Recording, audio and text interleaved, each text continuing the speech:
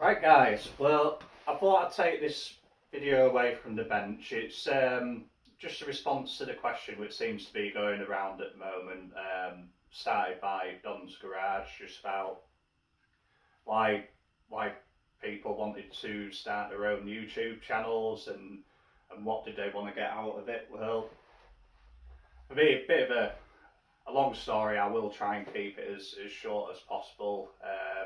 I know you've come accustomed to my videos being pretty long at the moment, but working on that, trying to get that timing down. But I think with the response to the question, I mean, I'm quite late in the YouTube game.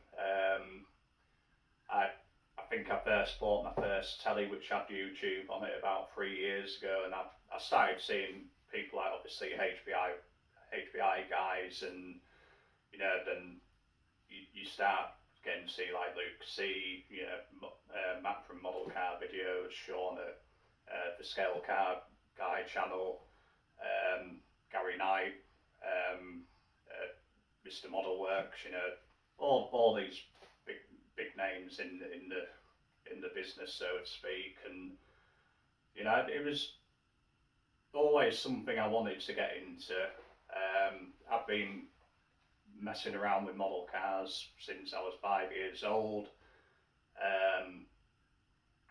I probably started building kits when I was 6 or 7, when I was allowed to buy them out of my pocket money, so to speak. But I always started off with like monogram snap kits, and I was never able to buy the Joanne and the AMT kits because my parents thought they were a little bit advanced for my age, which they're right at the time. But and then so yeah, after I started watching these guys on YouTube, you feel inspired. I think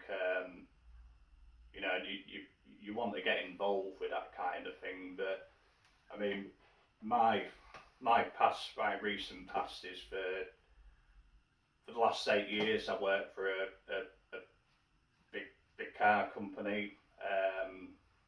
Started off at quite a low level and worked my way up to like a senior management level, good wage, great people, a company I absolutely love. I think since the COVID situation happened, there was a lot of things that happened with the business around that time. Obviously, like every business, and I think I've always bought and sold model cars as well. That's I've always tried to keep in with a hobby, whether I'm not building. It's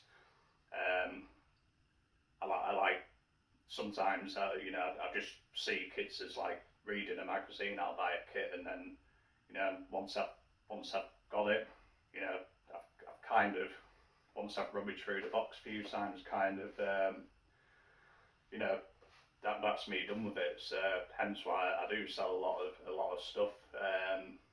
And over the last few years, I think that even though the job was, like I say, a well-paid job, a really nice company car, and it was starting to get to the point where I was not getting much out of life outside of work. So in September in 2022, we just moved up to another premise, bigger complex, and I just thought it was time to sort of try my own things. I did make the decision to leave the business. It was a good opportunity for me. It was a good opportunity for them. To get some fresh eyes, where I was quite influential within the company, and I was. There was a bit of a stress element, but I've always wanted to sort of concentrate more on the buying and selling side of things, whether the model cars or just anything really. I'm a bit entrepreneurial. But one of the main things I wanted to achieve was I wanted to sort of join in with the YouTube community.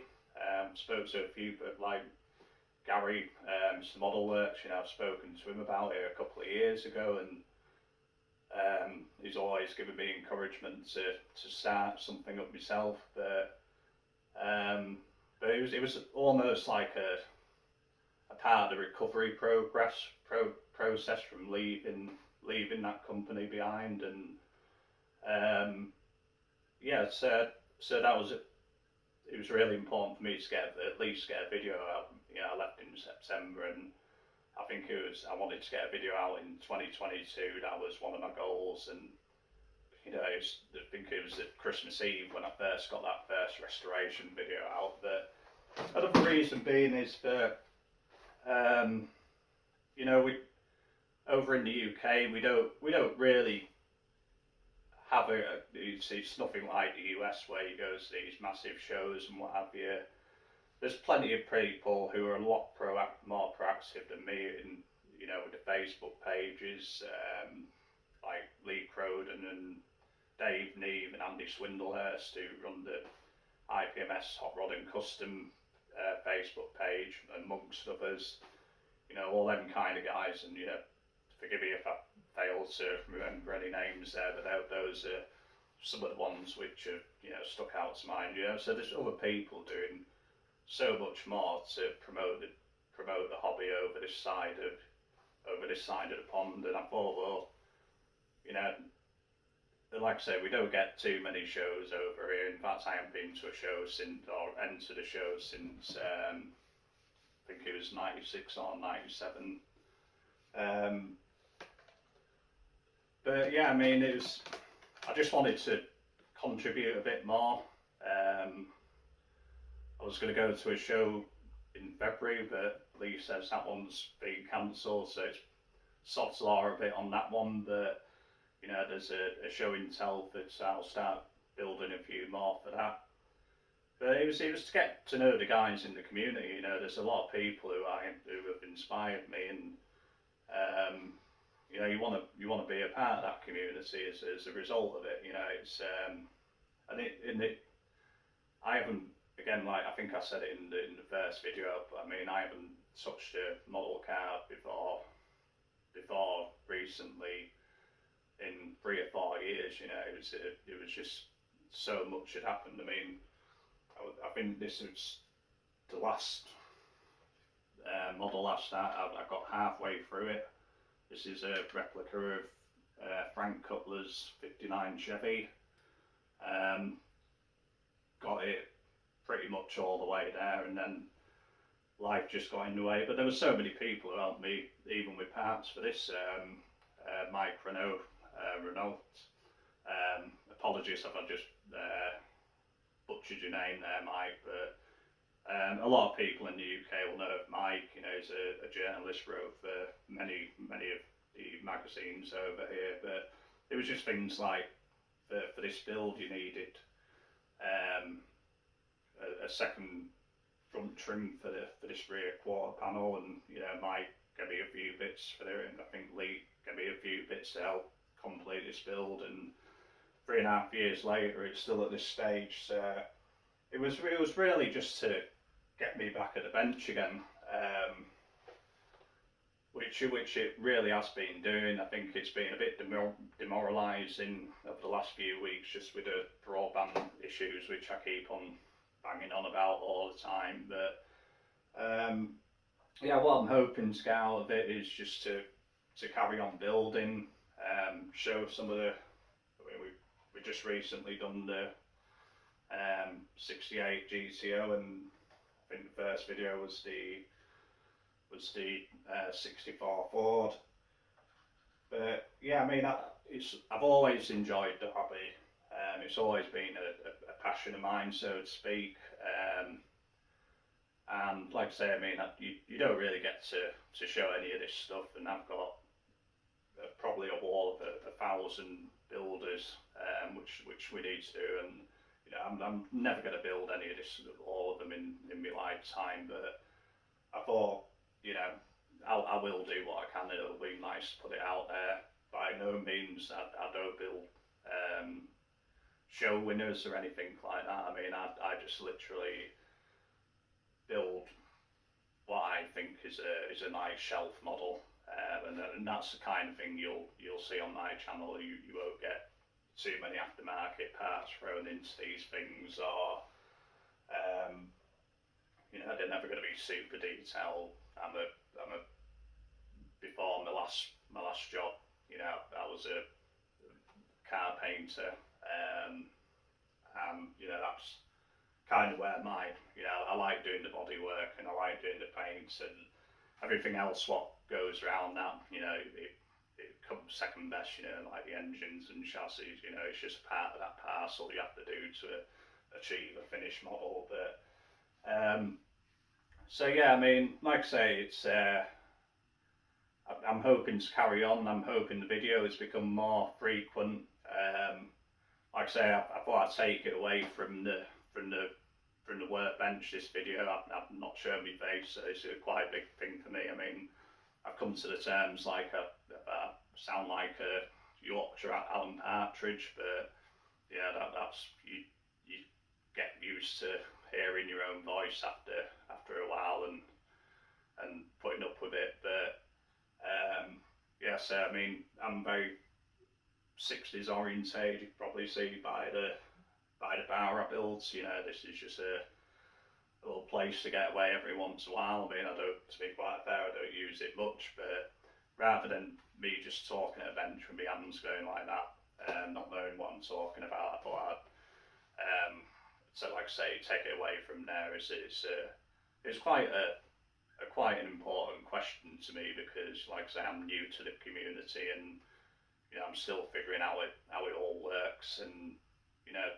people commenting on the videos, it's sort of allowing me to find out who else is out there, because when you're just watching it on the telly, you're kind of letting the algorithms, or whatever you call them, sort of pick out and show you what's recommended, what you think you'll like. And there's so many guys out there, like Mars Garage and Styrene Relics, and I mean, I think I've been subscribed to Styrene Relics for some time, but model car restorations, all these people who have kindly commented on my videos, and forgive me, I know there's a lot of people I'm missing out on there, but and it's just trying to catch up with them videos as well, seeing what other people are doing. I think I'll find my comfort zone eventually, as you'll see in the videos. I'm very nervous when I'm talking.